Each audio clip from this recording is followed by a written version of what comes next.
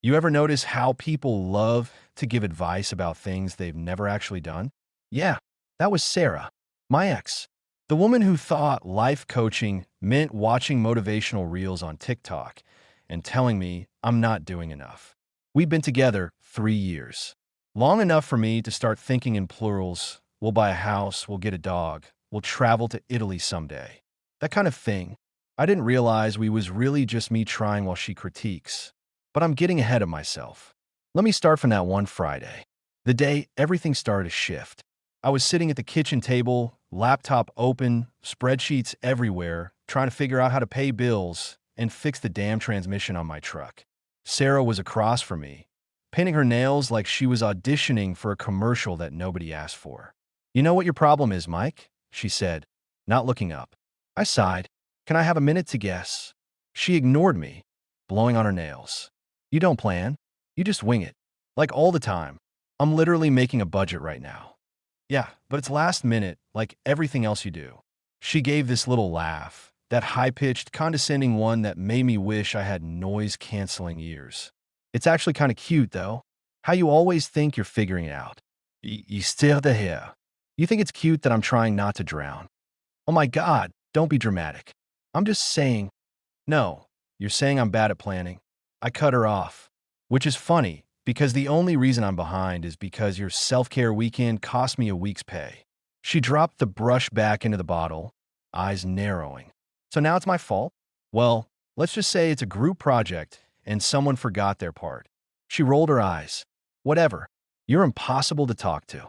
That was the moment I think something in me just clicked, like a quiet switch. You ever feel that? When you realize a conversation isn't worth finishing, not because you're right, but because the other person will never listen. I looked at her, really looked at her, and thought, why the hell am I still trying? But I didn't say it. Not yet. Now, if this were a movie, that'd be the scene where I storm out, toss my keys on the counter, drive off into the sunset. Right? Nope. Real life's messy, eh? I had work Monday, a rent payment due, and a woman who still thought she was doing me a favor by existing. So I kept going. For another month. Sarah was the kind of person who thought being organized meant having color-coded folders on her laptop labeled vision board and future goals. Meanwhile, I was the guy doing overtime to keep those visions funded. One night, I came home after a 12-hour shift. My back felt like it had been hit by a baseball bat, and she's sitting on the couch scrolling through Zillow listings of houses we can't afford. "Babe, look," she said, turning the laptop. "If you just made a real 5-year plan, we could totally do this." "Sarah, I can't even plan dinner tonight." She laughed. "See? That's exactly what I mean." I dropped my tool bag by the door and just stared. "Do you ever stop?" "Stop what?" "Telling me what I can't do." She blinked, confused. "I'm not. I'm helping you, Mike." "Helping me?" I said. "You've been helping me into exhaustion for 3 years." She frowned. "You're tired because you don't manage your time. If you planned." I laughed. Like, genuinely laughed. "Sarah, if I planned half as much as you talk about planning, I'd be the president by now." She scowled, grabbed her throw blanket, and marched off to the bedroom. I heard her slam the door, muttering something about how I'd never change. And you know what? She was right, but not the way she thought. 2 weeks later, I stopped planning her. No dramatic speech. No shouting. I just stopped. Stopped asking what she wanted for dinner. Stopped checking her calendar before making mine. Stopped saving for the couple's vacation she kept hinting at. I still did my thing. Went to work, met deadlines, fixed my truck, helped my buddy Rick move his couch. But her? I mentally crossed her off the to-do list. And funny enough, that's when things started working. First, my boss called me in. Said they were expanding the crew, needed someone to oversee the new project. "You've been consistent, Mike," he told me. "You don't complain, you just get it done." That's when it hit me. I've been so busy proving myself to Sarah, I never noticed I was already proving myself to everyone else. I got the promotion. It came with a pay bump, which meant I could finally fix the transmission, which meant I stopped taking the bus, which meant I actually showed up on time, which led to even more trust from the crew. Domino effect. All good once. Meanwhile, Sarah barely noticed. She was too busy planning our future wedding color palette. Then came the breaking point. It was a Saturday morning. I was drinking coffee reading about the Phillies game, and she waltzes and holding a notebook. One of those pastel-colored ones with Dream Big written on the front. She says, I made us a life plan. I just looked at her. You what? A life plan, she repeated, like I was the dumb one. We'll be in 1 year, 5 years, 10. I even made a section for potential baby names.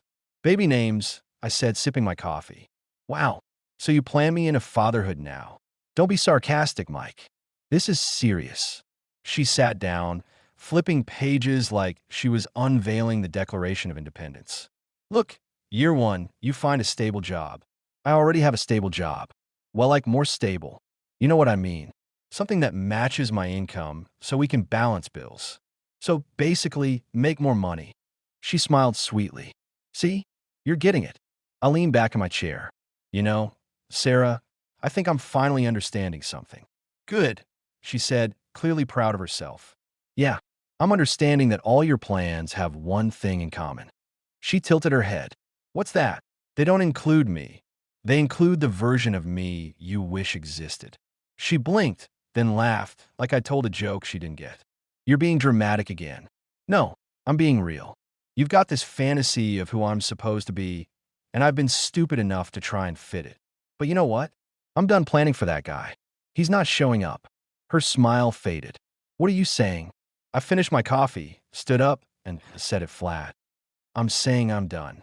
I'm done planning us. She stared at me like I'd just announced I was joining the circus. You're breaking up with me? Yeah, just like that. Not just like that, Sarah. It's been coming for months. You've been laughing at my plans, tearing down my effort, and calling it motivation. I was trying to push you. You were pushing me off a cliff. She crossed her arms, lips tight. You'll regret this. Maybe, I said, but at least it'll be my regret. I packed a duffel bag and left. I didn't go far, just moved in with Rick for a bit. His place smelled like takeout and sawdust, but it was peaceful. No pastel, no te vox. No lectures about vision alignment. Just quiet. First night there, Rick handed me a beer and said, So, you finally did it, huh? Yeah. He grinned. Took you long enough. We clinked bottles. Think I screwed up? I asked. Rick shrugged. Depends. You happier? I thought for a second. Weirdly, yeah. Like I can breathe again. Then you didn't screw up. Over the next few months, life simplified. I started sleeping better. Started running in the mornings. Finally fixed that leaky faucet that had been bugging me for a year. Even reconnected with my sister, who'd stopped inviting us over because Sarah always complained about her messy house. Work got busier, but in a good way. My boss started trusting me with bigger jobs. One day, I got asked to lead a training for new hires. Me, the guy who can't plan. I remember standing there, explaining safety protocols, scheduling tasks, coordinating deliveries. And halfway through, I just laughed. One of the new guys asked, What's funny? Nothing, I said, shaking my head.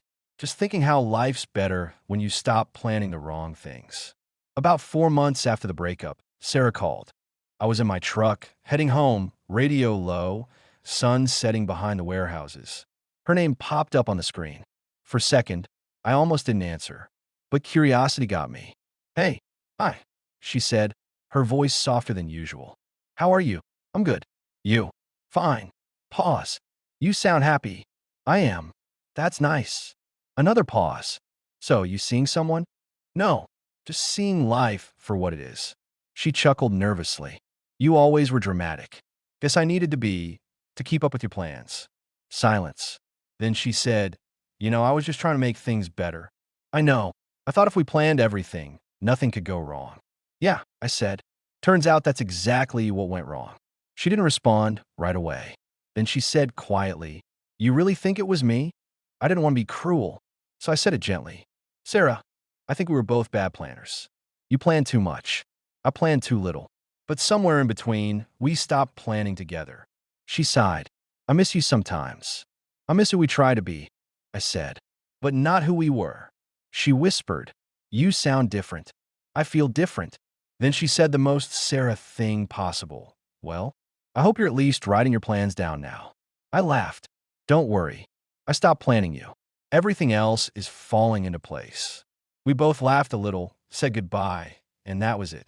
No tears, no closure speech. Just done. You'd think that's the end, right?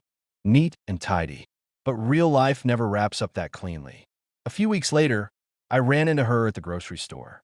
She was standing in front of the avocados, looking annoyed, which, to be fair, was her default setting. She spotted me, froze, then smiled that polite ex-mile people do when they don't know whether to hug or hide. "Hey," she said. "Hey, you look good." "Thanks. You too." We made small talk, whether work, mutual friends. She mentioned she'd started seeing some guy from her yoga class. I nodded, genuinely happy for her. Then she said, "So, are you still not planning anything?" I grinned. "Only the stuff that matters." She tilted her head, curious. "Like what?" "Like tomorrow." She laughed. "Still winging it, huh?" "Maybe, but it's working." She smiled, and for the first time it wasn't smug, just real. "Good for you, Mike." We said goodbye, and as I pushed my cart away, I realized something funny. I didn't hate her. I didn't love her. She was just someone who'd been part of the map I stopped following. Now, months later, things are solid. My truck runs smooth. I got a small apartment that doesn't echo with arguments. A plan I haven't killed yet. Sometimes, late at night, I sit on the balcony with a beer, look out at the streetlights, and think about how different everything feels. People ask if I'm seeing anyone new. I tell them not yet. I'm not avoiding it, just not planning it. And that's the thing, you know? Life's not supposed to be one big spreadsheet. You plan enough to stay afloat, but you leave space for things to surprise you. Sarah used to laugh that I couldn't plan. And she was right, in a way. I couldn't plan the weather, or timing, or how someone's laugh would sound after 3 years of wear and tear. But I learned this. When I stopped planning her, everything else started working. Because maybe the problem was never that I couldn't plan. Maybe it was that I kept planning a life that didn't fit. So now I just live. And funny enough, it's all going according to plan.